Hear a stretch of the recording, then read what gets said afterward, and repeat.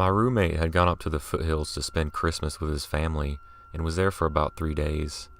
On the 27th, around midnight, he asked if I could come up and get him because he didn't want to stay another night. I didn't mind.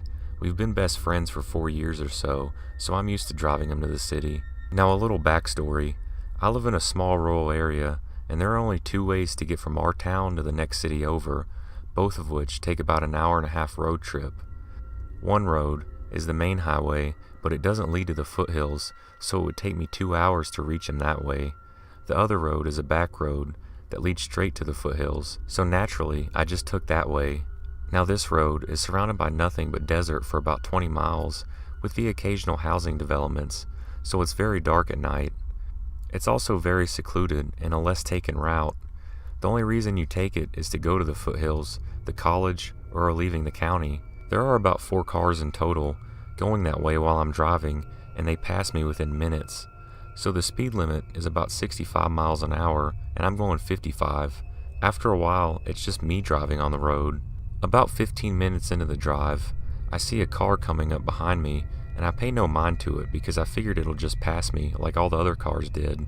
It comes up right behind me and is right up on my back. I'm more confused than I am scared, because why is this person right behind me while I'm only driving 55 miles an hour in the slow lane? I don't go faster and I don't move, so I guess that made the person more agitated because they kept turning their bright lights on and off and started swerving behind me. Now at this point, I'm thoroughly freaked out and keep hoping that they'll either leave me alone or another car will drive by. Neither of those happened. They do this all the way to the foothills. I think, okay, so they're either going to keep following me or turn somewhere. Of course, they keep following me. I'm nearing the exit where my friend is, so I'm afraid that the guy's going to see where my friend's family lives and hurt him. I call my friend and tell him to meet me at a convenience store because I wanted to get something to drink, not telling him someone was following me. I get to the store and watch the car pass by the store and finally calm down, thinking it was just some guy messing with me. I meet up with my friend and we get some drinks and a snack and then leave to head back. For about a half an hour, everything's fine. It was just us talking about what we did during the holidays, joking around and stuff. I had completely forgotten about the car until it started happening again. Now the reason I didn't tell my roommate to begin with is because he kinda has a temper, so instead of being scared, he gets mad. Not only at the car, but at me for not telling him before now.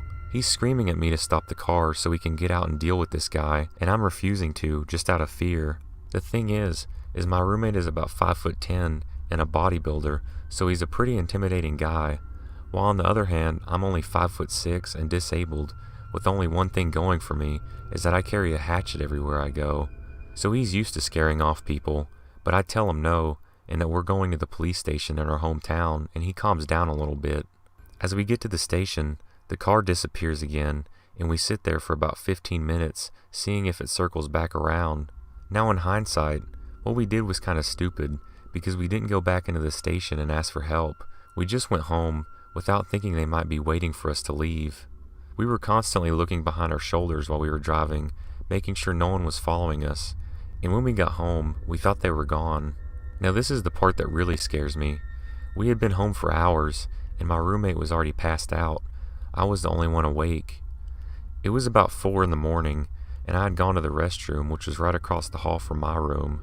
Now the way our house is set up is that the kitchen and the living room are separated by a wall with a 4-foot wide space as an entrance, and the living room is connected to a 10-foot long narrow hallway. Now from the living room, you can't see most of the kitchen, or 2 feet past the hallway, and from our hallway, you can't see half of the living room when by the bathroom. I get done in the bathroom and see lights flashing through the living room window. I'm in the hallway, too afraid to move and get my phone or wake my roommate, but my bedroom door is open, so I softly call for my dog, knowing that he barks at anything that moves in hopes that would scare them away. As I thought he would, once he sees the light, he goes nuts, but he's short so he can't reach the window, so he's in the middle of the coffee table barking. I see the lights turn off and wait for about 5 minutes before he starts barking in the kitchen. My roommate is now awake and asking why the hell the dog is barking. I tell him, and he goes back to his room to get his boxer on the leash and tells me to get my hatchet and my phone. As I'm getting my stuff, I hear a thud against the back door and then another. They're trying to kick in the back door. I call 911 and explain the situation, and they said it'd be about 10 minutes before they could get there. I get back to my roommate, and we head to the kitchen where he opens up the back door and stumbles upon two guys about my height, dressed in black. They look up at us and start freaking out because they've got two guys with two fairly large dogs, one who looks like he injects steroids and the other with a hatchet. One guy is screaming, "This isn't her house! How did you mess this up?" And the other guy is bawling his eyes out. Apparently, they were going to break into one of the guy's ex-girlfriend's house, who happened to be my next door neighbor, and kidnap her. The one guy got the houses wrong and mistook me as the guy's ex because I had a hood up and they couldn't see my face, and I have the same build as her. The cops arrived shortly afterwards and took them away. It was freaky, and I hope it never happens again, because I don't know what I would have done if they were actually after us.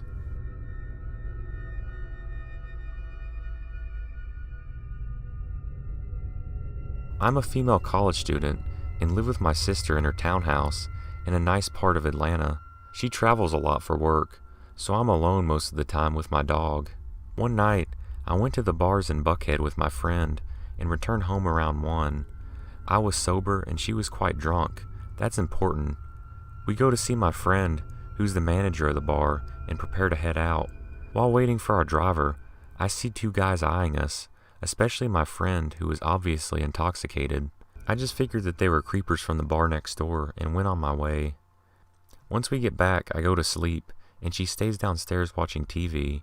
She wakes me up to complain that my dog's acting weird and growling at the back deck right above the backyard. I figured it was a coyote, and she told me she felt uneasy, and immediately the doorbell rings. It's a man claiming to be from Uber and that we left the charger in his car to come and get it. First of all, we took Lyft, not Uber. Second, this guy's a different race as our driver was. My friend insists that it's her cord, and for me to turn the alarm off so that she can go get it. I say he's mistaken, and he insists I open the door so he can go home. After politely telling him to go away, he attempts to break the back door down, so I yell for my friend to get the gun while I go downstairs and set off the alarm so that the police will come. I then realize someone is also trying to break in the back door, so I run upstairs to find an empty gun case. My sister had hidden it when I had some legal and psychological issues, and she forgot to replace it, so we're trapped with no protection. After a few more terrifying minutes, they give up when they hear police sirens and take off towards the woods. I came back to the bar the next day to get my coat, and my friend told me he saw the creepers as well, and that they followed us out of the parking lot, but didn't think anything of it to warn me. Later, he tells me that there's been reports of serial rape in the area around the bars targeting college girls. I can only imagine what would have happened to us if they would have gotten in.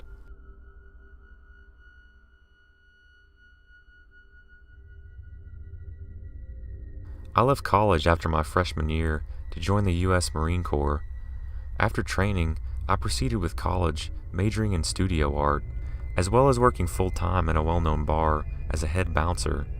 I'm about 6'2", 220 pounds. I have good size and muscle. For the longest time, the town and campus felt like such a safe place to be.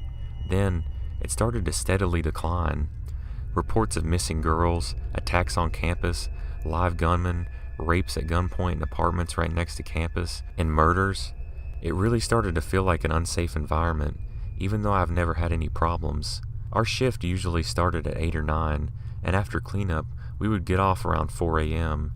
It usually was crowded with college kids, with the exception of 2 or 3 nights a week, where there would be a mix of townies, college kids, and thugs.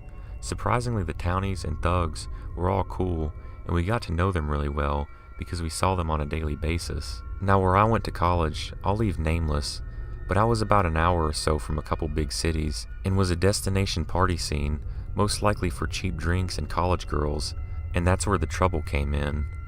It was a Friday night, and the shift went smoothly. It was super busy, and constantly making sure that the bartenders were good to go and that they weren't having any problems. After cleanup, I said my farewells and I told everyone I'd see them tomorrow and started walking home. I lived about 5 blocks from the main strip. It was fairly cold that night, and I was wearing my work boots, jeans, and a coat. I was walking down a little turnoff street from one of the main streets by campus and got about a quarter of the way down when I noticed an SUV driving really slow and turning in my direction. I've always been super paranoid late at night about cars. I dipped into a little grassy alley about 6 feet wide between two houses until the car passed, and then I heard a voice. I look up and see a man, but he wasn't talking to me. I kinda just stare in awe because it was so cold outside and it's 4:15 a.m. and my mind kinda went blank. He saw me and the conversation goes as follows. The man says, "What's up, man?" in a raspy voice, and then I respond, nothing." Then the man pulls a pistol out of his jacket and says, "Come here." I know he pulled the pistol out because the backdrop was a parking lot light at the bottom of a hill, so it was a little higher than eye level. I immediately turned and sprinted through the yards, zigzagging down alleys and other streets in case he tried tracking me home. I went 6 blocks out of my way and have never ran so fast in those huge boots and jeans as I did that night. Later that weekend, there were 2 homicide victims by gunshot. It could have been somebody else, but my feeling is that this guy was in from the city since he was out so late with nowhere to go looking for victims.